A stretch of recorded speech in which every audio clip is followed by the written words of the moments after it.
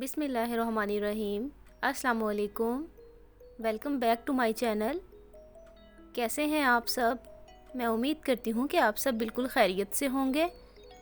आज मैं आपको बहुत ही मज़ेदार किस्म का सैलड बनाना सिखा रही हूँ।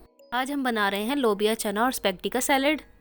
ये बच्चों और बड़ों दोनों को ही बहुत अच्छा लगता है। सर्दी हो या गर्मी, आप किसी भी मौसम में इसको बनाकर एंजॉय कर सकते हैं। और अगर आपके घर में कोई दावत है तो आप इसको साइड डिश के तौर पर लाजमी बनाइएगा। यकीनन ये सबको बहुत ज़्यादा अच्छा लगेगा। आप इस सैलड को रशियन सैलड के साथ सर्व करें।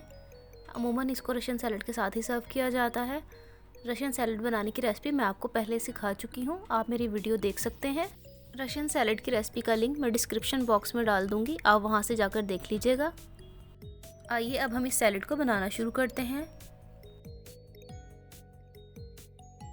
सैलड बनाने के लिए मैंने सबसे पहले ली है उबली हुई स्पैगेटी।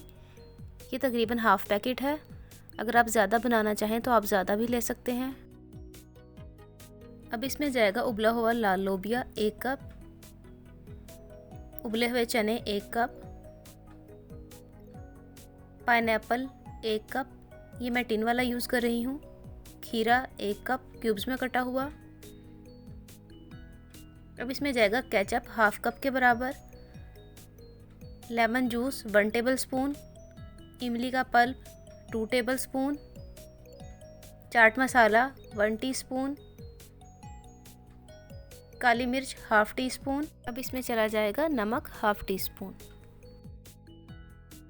अब हम इन तमाम चीज़ों को अच्छे तरीके से मिक्स कर लेंगे।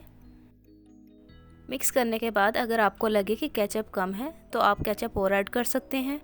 आप इसको टेस्ट करके देख लीजिएगा। अगर आप थोड़ा स्पाइसी चाहते हैं तो आप इसमें चाट मसाला और ऐड कर सकते हैं।